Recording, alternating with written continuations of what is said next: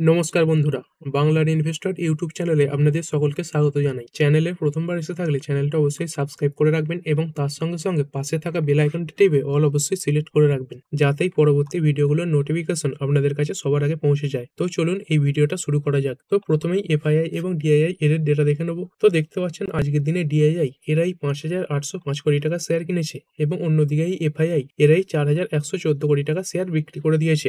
যদি দেখেন এর আগের দিন এই এফআইআই দের তরফ থেকে একটা বাইং এসেছিল, তো এর আগের দিন শুক্রবারে এই এফআইআই 4,581 কোটি টাকা শেয়ার কিনেছিল। তবে সেদিন কিন্তু এয়ারটেল স্টকে প্রায় 10,300 কোটি টাকার একটা ব্লক ডিল হয়েছিল। তো সেদিন বলেছিলাম হয়তো তার কারণেই এই যে ডেটা সেটা এরকম পজিটিভ দেখাচ্ছে। তো আজকের দিনেও দেখতে পাচ্ছেন এফআইআই আবার কিন্তু বিক্রি করা শুরু করে দিয়েছে।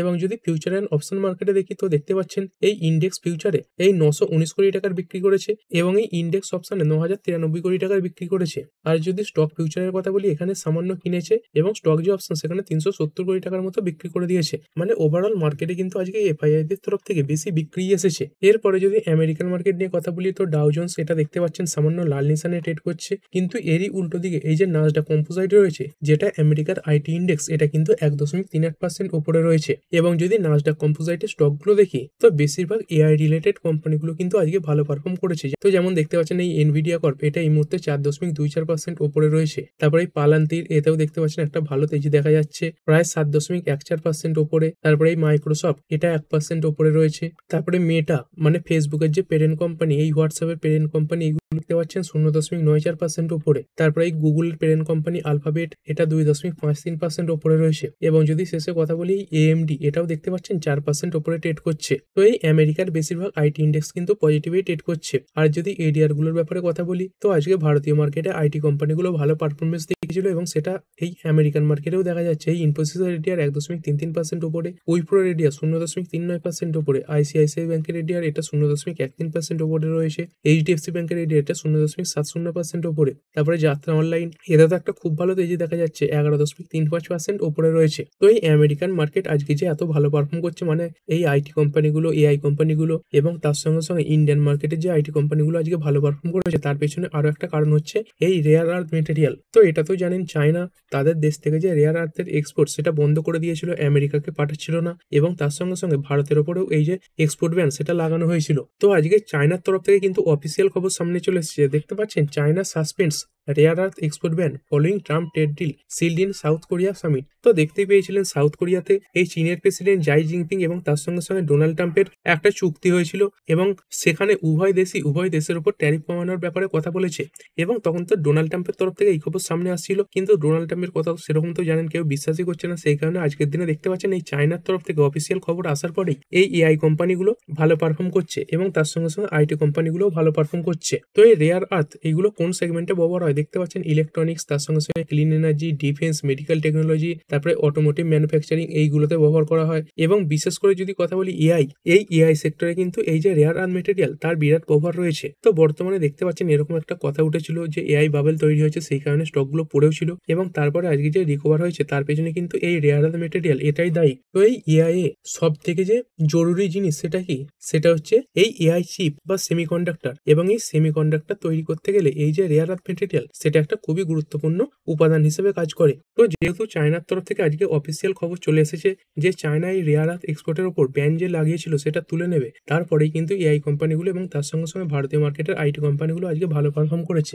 এবং এর সঙ্গে সঙ্গে আরো একটা খবর সামনে আসছে, তো এই আমেরিকাতে তো শাটডাউন চলছে, মানে সরকারি যে বিভিন্ন কাজ সেগুলো বন্ধ রয়েছে। তো সেরকম সেই শাটডাউন সেটা ওঠার কথা কিন্তু বলা হচ্ছে, মানে এরকমটা মনে করা হচ্ছে এই যে শাটডাউন সেটা কিন্তু খুব তাড়াতাড়ি শেষ হয়ে যাবে এবং এই আমেরিকান সরকারের যে কাজ সেটা আবার খুব শীঘ্রই শুরু হয়ে যাবে। তো দেখতে পাচ্ছেন Democratic divisions and other takeaways from US shutdown deal, মানে আমেরিকার যে ডেমোক্রেটিক পার্টি রয়েছে তারাই আপাতত এই ডেমোক্রেটিক পার্টি এবং রিপাবলিক পার্টির মধ্যে যে একটা বিল নিয়ে সমস্যা তৈরি হয়েছিল সেখান থেকে সরে দাঁড়াচ্ছে। তো এর মানে কি, ডোনাল্ড ট্রাম্পের যে পার্টি রয়েছে রিপাবলিক, তাদের যে দাবি সেটাই কিন্তু বহাল থাকলো। তো আমেরিকাতে দুটো পার্টি রয়েছে, একটা হচ্ছে ডোনাল্ড ট্রাম্পের রিপাবলিক এবং আরেকটা হচ্ছে বিরোধী যে পার্টি ডেমোক্রেটিক সেটা। তো এই হেলথ কেয়ার সেগমেন্টে কিছু বিল পাস নিয়ে এই রিপাবলিকান পার্টি এবং তার সঙ্গে সঙ্গে ডেমোক্রেটিক পার্টি এদের মধ্যে মতবিরোধ চলছিল। তো সেখান থেকে যদি দেখেন এই বিরোধী যে পার্টি তারা কিন্তু নিজেদেরকে সরিয়ে নিয়েছে এবং এই যে শাটডাউন সেটা কিন্তু খুব তাড়াতাড়ি উঠে যেতে পারে এরকম একটা সম্ভাবনা সামনে আসছে। তো এটাও একটা মার্কেটের র্যালির পেছনে বড় কারণ এবং সেই কারণে যদি গ্লোবাল মার্কেট দেখেন যেমন ড্যাক্স এটা 1.72% বাড়া রয়েছে, ফুটসি এটা 1%-এর উপরে বাড়া, ক্যাক 40 এটা 1.32% বেড়েছে, ইউরোস্টক্স এটা 1.71% বেড়েছে। তারপরে যদি এই এশিয়ান মার্কেট দেখি নিক্কেই এটা 1.26% বাড়া, তারপরে চীনের মার্কেট দেখতে পাচ্ছেন এই সাংহাই, তারপরে হ্যাংস্যাং এইগুলোও বাড়া রয়েছে এবং তার সঙ্গে সঙ্গে এই যে সাউথ কোরিয়ার মার্কেট কোসপি এটাও 3%-এর উপরে বাড়া। মানে গ্লোবাল প্রতিটা মার্কেটই কিন্তু আজকের দিনে ভালো পারফর্ম করেছে। আর এরপরে যদি কথা বলি এই ডোনাল্ড ট্রাম্প এনার তরফ থেকে কিছু খবর সামনে আসছে। তো কি খবর? তো দেখতে পাচ্ছেন এর আগে কভার করেছিলাম ডোনাল্ড ট্রাম্প কিন্তু এটা বলছিলেন যে অন্যান্য দেশের উপর যে ট্যারিফ বসানো হচ্ছে সেই ট্যারিফ থেকে যে টাকা উঠবে সেটা আমেরিকান মানুষদের মধ্যে বেলানো হবে। তো সেটাই দেখতে পাচ্ছেন এই US president announce $2000 dividend tariff. তো আমেরিকার কিছু মানুষ এই $2000 করে এই ডিভিডেন্ড ট্যারিফ পাবে, মানে ট্যারিফ থেকে যে ইনকামটা হবে সেগুলো কিছু মানুষের মধ্যে বিলিয়ে দেওয়া হবে। তো দেখতে পাচ্ছেন এটা কিন্তু আমেরিকার সবাই পাবে এরকম বলা হচ্ছে না। দেখতে পাচ্ছেন লো এবং মিডিল ইনকাম যে পাবলিকেরা রয়েছে তারাই কিন্তু এই $2000 করে যে ডিভিডেন্ড পেমেন্ট সেটা পেতে পারে। তবে এটা কিন্তু শুধুমাত্র এই ডোনাল্ড ট্রাম্পের তরফ থেকেই ঘোষণা আসছে। তবে এরকম কোনো যে পেমেন্ট এইগুলো দিতে গেলে কি করতে হয়, আমাদের যেমন সংসদ রয়েছে সেরকমই আমেরিকায় কংগ্রেস রয়েছে। কংগ্রেস কিন্তু কোনো পার্টি নয়, তো তাদের তরফ থেকে অ্যাপ্রুভাল লাগে এবং ট্রাম্পের যে বিরোধী তারাও তো রয়েছে তাই না। তো সেরকম ভোটে জিতে যদি এই কংগ্রেস থেকে অ্যাপ্রুভাল আসে তবেই কিন্তু ডোনাল্ড ট্রাম্প এই $2000 করে যে ডিভিডেন্ড পেমেন্ট সেটা দিতে পারবে। আর বর্তমানে তো দেখতেই পাচ্ছেন এই ট্রাম্পের যে ট্যারিফ সেটা নিয়েই ঝামেলা চলছে। তো সুপ্রিম কোর্ট এই যে ট্যারিফ সেটার বিরুদ্ধেও কথা বলেছে মোটামুটি, মানে বলতে চাইছে ট্রাম্পের যে ট্যারিফ তার যে লিগালিটি সেটা প্রায় নেই বললেই চলে। তবে এখনো ফাইনাল ডিসিশন সামনে আসেনি এবং তার মধ্যে দেখতে পাচ্ছেন ডোনাল্ড ট্রাম্পের তরফ থেকে এই ঘোষণা কিন্তু সামনে এসেছে। আর এরপরে চলুন ইন্ডিয়ান মার্কেটের কিছু খবর কভার করা যাক। তো প্রথমে যদি কথা বলি এই হিন্দুস্তান এরোনটিক্স লিমিটেড এটা আজকে 3.47% বেড়েছে। আর এই ইন্ডিয়ান মার্কেটের বেশিরভাগ ডিফেন্স কোম্পানি কিন্তু ভালো পারফর্ম করেছে। এর পেছনে কি কারণ রয়েছে? তো দেখতে পাচ্ছেন হেল shares soared 3% as defense firm sign mega deal with GE Aerospace for procurement of 113 jet engines. তো 113খানা এই জেট ইঞ্জিন তৈরি করার জন্য এই হ্যাল এই যে জেনারেল ইলেকট্রিক এরোস্পেস এদের সঙ্গে একটা মেগা ডিল সাইন করেছে। তো হ্যাল কি করে ভারতের মধ্যে এই যে এয়ারক্রাফট সেগুলো তৈরি করে এবং তার যে ইঞ্জিন সেগুলো কিন্তু এই জেনারেল ইলেকট্রিক এরোস্পেস এই কোম্পানির তরফ থেকে। তো এই যে LCA Mk1 এই ফাইটার জেটটা তৈরির জন্য যে ইঞ্জিন লাগবে সেগুলোর জন্যই এই জেনারেল ইলেকট্রিকের সঙ্গে এই হ্যাল এরা কিন্তু মেগা ডিল সাইন করেছে। তো এই খবরে বেড়েছে। তারপরে কিছু কোম্পানির রেজাল্ট দেখে নেবো, যেমন SJVN লিমিটেড কোম্পানির যদি সেলস দেখেন 1026 কোটি থেকে বেরোয়েছে 1032 কোটি, কোয়ার্টারলি কিছু বেশি। তারপরে অপারেটিং প্রফিট দেখতে পাচ্ছেন 828 থেকে বেরোয়েছে 860 কোটি, এটাও কোয়ার্টারলি বেশি। তারপরে পিবিটি এটাই 590 কোটি থেকে পড়ে গেছে 453 কোটি হয়েছে এবং কোয়ার্টারলি কিছুটা বেশি। আর যদি নেট প্রফিটের কথা বলি, নেট প্রফিট ইয়ারলি ডাউন এই 440 কোটি থেকে পড়েছে 308 কোটি, কিন্তু কোয়ার্টারলি বেশি। তো ইয়ার অন ইয়ার বেসিসে এই রেভিনিউ বাড়লেও কোম্পানির যে নেট প্রফিট সেটা কিন্তু ইয়ারলি পড়েছে। তো মোটামুটি একটা মিক্স রেজাল্ট বলতে পারেন এবং নেগেটিভ দিকে এই রেজাল্ট এসেছে এবং এই যে নাম্বার এটা কিন্তু মার্কেট চলাকালীন এসেছিল এবং তারপরে দেখতে পাচ্ছেন সামান্য নেগেটিভেই কিন্তু স্টকটা বন্ধ হয়েছে। এর পরের কোম্পানি KPIT টেকনোলজিস লিমিটেড। তো এরও রেজাল্ট মার্কেট চলাকালীন এসেছিল এবং তারপরে 3%-এর উপরে বেড়েছে। তো কোম্পানির নাম্বার কেমন ছিল? তো যদি কোম্পানির নাম্বার দেখেন সেলস 1471 কোটি থেকে বেড়ে হয়েছে 1588 কোটি, এটা কোয়ার্টারলি বেশি। তারপরে অপারেটিং প্রফিট 297 কোটি থেকে বেড়ে 298 কোটি এবং কোয়ার্টারলি কিছু বেশি। তো এখানে দেখতে পাচ্ছেন অপারেটিং প্রফিট এখানে একদম মিউটেড পারফরমেন্স, মানে খুব বেশি কিন্তু বাড়েনি। আর যদি নেট প্রফিটের কথা বলি তো এই 204 কোটির নেট প্রফিট পড়ে হয়েছে 169 কোটি, যেটা কোয়ার্টারলিও ডাউন। তো দেখতে পাচ্ছেন এই প্রফিটের দিক থেকে ইয়ারলি এবং কোয়ার্টারলি দুই জায়গাতেই কিন্তু এই যে ডেটা সেটা পড়ে গেছে। তবে তা সত্ত্বেও স্টকটা কি করে 3%-এর কাছাকাছি বাড়লো? কারণ কোম্পানির ম্যানেজমেন্ট তারা কিন্তু কোম্পানির যে ব্যবসা সেটা নিয়ে পজিটিভ কথাবার্তা বলেছে। তো ম্যানেজমেন্ট কি বলছে? ম্যানেজমেন্ট কিন্তু এটাই বলছে যে এই ফাইন্যান্সিয়াল ইয়ারের সেকেন্ড হাফ এবং এর পরের যে ফাইন্যান্সিয়াল ইয়ার সেখানে কোম্পানি ভালো রেজাল্ট পেশ করবে এবং তারপরে স্টকটা কিন্তু 5%-এর কাছাকাছি বেড়েছে। এর পরের কোম্পানি নিয়োজন কেমিক্যাল লিমিটেড। তো শুরু থেকেই প্রেসার ছিল এবং দিনের শেষে 10%-এর কাছাকাছি পড়ে বন্ধ হয়েছে। তো যদি কোম্পানির নাম্বার দেখেন সেলস এটাই 193 কোটি থেকে বেড়ে 208 কোটি, কোয়ার্টারলিও বেশি। তারপরে অপারেটিং প্রফিট এটাই 34.51 কোটি থেকে পড়ে হয়েছে এই 29.96 কোটি, যেটা কোয়ার্টারলি ডাউন। মানে কোম্পানির এই যে সেলস বা রেভিনিউ এটা তো বেড়েছে কিন্তু কোম্পানি তাদের যে খরচা সেটাকে কন্ট্রোল করতে পারেনি। দেখতে পাচ্ছেন এই যে খরচা সেটা কিন্তু প্রায় 20 কোটির কাছাকাছি বেড়ে গেছে। তো সেই কারণে অপারেটিং প্রফিট এটা ইয়ারলি এবং কোয়ার্টারলি ডাউন হয়েছে। এবং যদি কোম্পানির নেট প্রফিট দেখি তো 10.96 নেট প্রফিট পড়ে হয়েছে 3.37 কোটি, যেটার আগের কোয়ার্টার ছিল 10 কোটি। তো দেখতে পাচ্ছেন এই এক্সপেন্সেস বেড়ে যাওয়ার কারণে ইয়ারলি এবং কোয়ার্টারলি সব জায়গাতেই কোম্পানির নাম্বার খারাপ এসেছে এবং সেই কারণে স্টকটা থেকে 10%-এর কাছাকাছি পড়েছে।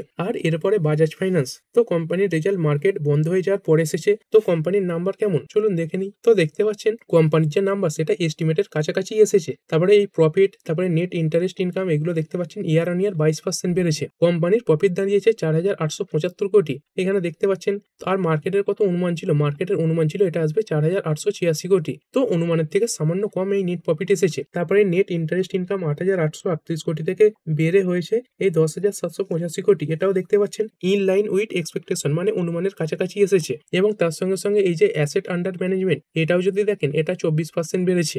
এবং এই কোয়ার্টারে কোম্পানি 4.13 মিলিয়ন নতুন কাস্টমারও অ্যাড করেছে। তবে কোম্পানির এই প্রফিট বাড়লেও কোম্পানির যে অ্যাসেট কোয়ালিটি, মানে এই যে এনপিএ প্রভিশন, এইগুলো কিন্তু খারাপ হয়েছে। দেখতে পাচ্ছেন এই যে গ্রস এনপিএ এটাই 1.03 থেকে বের হয়েছে 1.24, এবং এই নেট এনপিএ এটা দাঁড়িয়েছে 0.60। তো এই রেজাল্টের এফেক্ট আগামীকাল কিন্তু মার্কেটে দেখা যাবে। আর এরপরে যদি কথা বলি টাটা মোটরস, তো এই কোম্পানিটা কিছুদিন আগে ডিমার্জার করেছিল এবং এখানে টাটা মোটরসের যে প্যাসেঞ্জার ভেহিকেলের শেয়ার সেটা তো মার্কেটে লিস্ট রয়েছে, এবং আরেকটা শেয়ার মার্কেটে লিস্ট হবে, সেটা হচ্ছে টাটা মোটরস কমার্শিয়াল ভেহিকেল। তো আজকের দিনে সেই কমার্শিয়াল ভেহিকেলের যে লিস্টিং এর ডেট সেটা সামনে চলে এসেছে। তো দেখতে পাচ্ছেন এই নভেম্বর 12 তারিখে এই টাটা মোটরসের যে কমার্শিয়াল ভেহিকেলের শেয়ার সেটা কিন্তু মার্কেটে লিস্ট হবে। তো এই কোম্পানির লিস্টের উপরে এই কোম্পানিতে ইনভেস্টররা রয়েছেন তাদের কিন্তু নজর থাকবে। এরপরে কথা বলবো রিলায়েন্স পাওয়ার লিমিটেড। তো আজকের দিনে স্টকটা 4.85% বেড়েছে। তো কোম্পানির তরফ থেকে একটা ক্ল্যারিফিকেশন আসার পরেই কিন্তু স্টকে এরকম তেজ দেখা গেছে। তো কোম্পানি ফেক ব্যাংক গ্যারেন্টি কেসে কিছু ক্ল্যারিফিকেশন সামনে রেখেছে। তো কোম্পানি কি বলছে? কোম্পানি বলছে যেই ব্যক্তিকে নিয়ে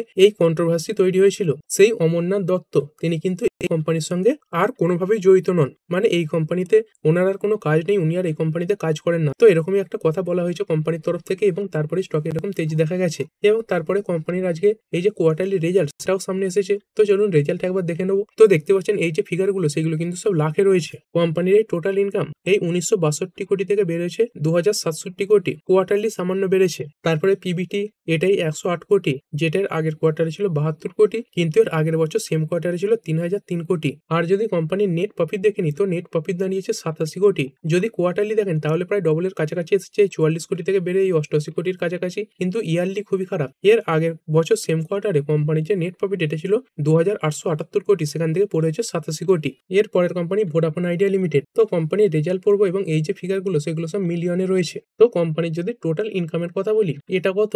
এই 11,296 কোটি, যেটা এর আগের বছর সেম কোয়ার্টারে ছিল 11,232 কোটি, এবং এর আগের কোয়ার্টারে কত ছিল? 11,164 কোটি। তো ইয়ার অন ইয়ার সামান্য ইমপ্রুভমেন্ট দেখিয়েছে এবং কোয়ার্টারলিও সামান্য বেড়েছে। তবে ইনকামের তুলনায় এই যে খরচ সেটা অনেকটাই বেশি। দেখতে পাচ্ছেন এই 11,296 কোটি ইনকাম হয়েছে, আর সেখানে খরচা হয়ে গেছে এই 16,861 কোটি। মানে এরপর কোম্পানি এই লসে চলে যাবে। তো এই পিবিটি এটা কত দাঁড়াচ্ছে? 5,527 কোটির লস, যেটার আগের কোয়ার্টার ছিল 6,611 কোটির লস, এবং আগের বছর সেম কোয়ার্টার ছিল 7,168 কোটির লস। তবে কোম্পানির এই যে লস সেটা কিন্তু ইয়ারলি এবং কোয়ার্টারলি দুই জায়গাতেই কমেছে।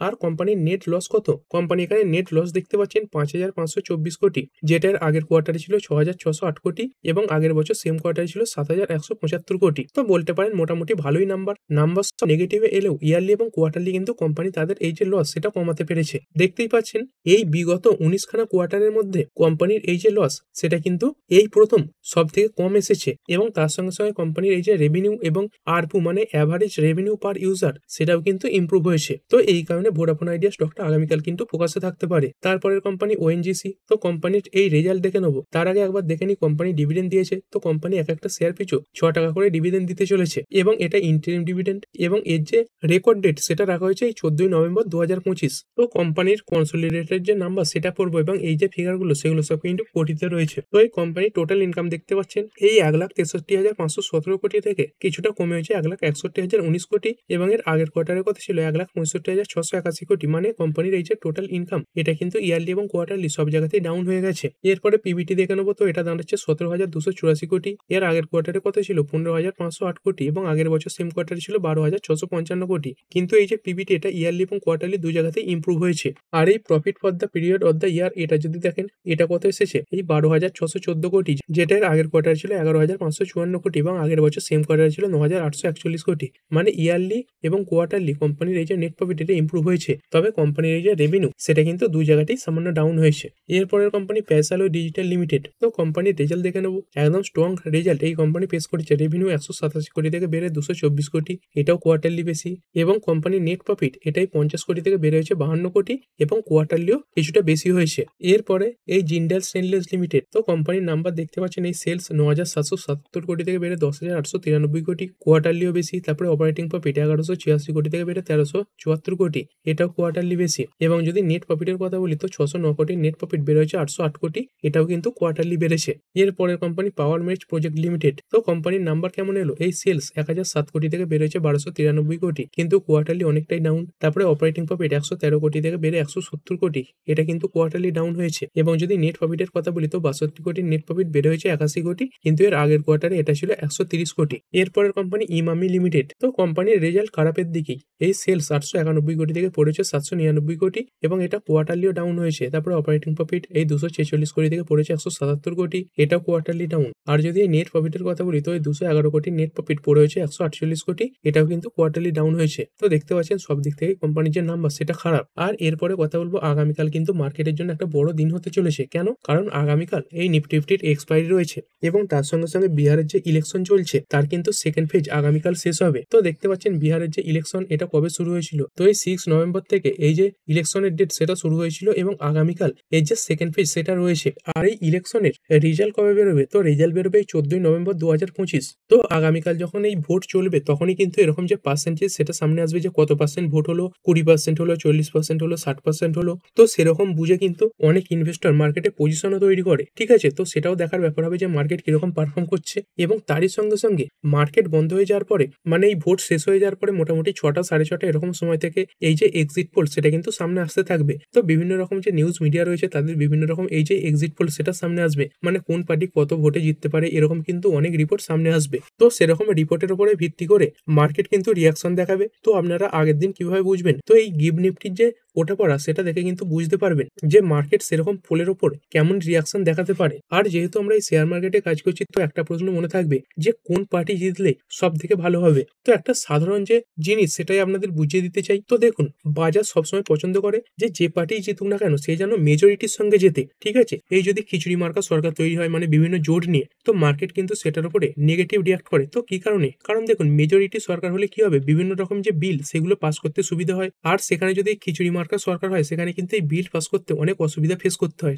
ঠিক আছে, তো সেই কারণে মার্কেট কিন্তু সবসময় চায় যে পার্টি জিতুক সে কিন্তু মেজরিটির সঙ্গে জিতুক। এবার আরো একটা প্রশ্ন থাকে যে কোন পার্টি জিতলে মার্কেটের জন্য ভালো। তো একটা জিনিস সবসময় বলে দিই, প্রথমে তো এই মেজরিটি সেটা দেখা খুবই প্রয়োজন যে কোনো পার্টি মেজরিটির সঙ্গে জিতছে কিনা। তো সেটার উপর কিন্তু মার্কেট পজিটিভ রিয়াকশন দেখায়। আর মার্কেট সবসময় এটাকেও পছন্দ করে যদি সেন্টারে যে পার্টি রয়েছে সেই আবার এই স্টেট গভর্নমেন্টে বসে। তো এর ফলে কি হয়, সেন্টার যে কোনো বিলই আনুক না কেন এই যে স্টেট তার কিন্তু একটা সহজে অ্যাপ্রুভাল পাওয়া যায়। আর সেখানে ধরুন এই সেন্টারে আলাদা পার্টি, স্টেটে আলাদা পার্টি, তো সেখানে কিন্তু এরকম যে বিল সেগুলো পাস করতে অনেক প্রবলেম হয়। আর এই শেয়ার মার্কেটের যে বিভিন্ন কোম্পানি তাদের উপর কিন্তু এই যে বিলের বিভিন্ন রকম প্রভাব পড়ে। তো যেমন আজকের দিনে দেখতে পেয়েছিলেন এই সুগার কোম্পানিগুলো একটা খবরের কারণে যে সরকারি সুগারের এক্সপোর্টের উপরে ছাড় দিয়েছে তারপরে বেড়েছিল। তো এই ধরনের যে বিলগুলো সেগুলো কিন্তু যদি এই খিচুড়ি মার্কা সরকার হয় তার সঙ্গে সঙ্গে সেন্টার এবং স্টেটে আলাদা আলাদা সরকার হয় তখন এই পাস হতে অনেক প্রবলেম হয় এবং সেটা মার্কেটের জন্য কিন্তু নেগেটিভ জিনিস হিসেবে একটা গণ্য করা হয়। আর এরপরে যদি কথা বলি গোল্ড এবং সিলভারের ব্যাপারে, তো আজকের দিনে যদি দেখেন গোল্ডের যে ইটিএফ এটা কিন্তু ভালো পারফর্ম করেছে।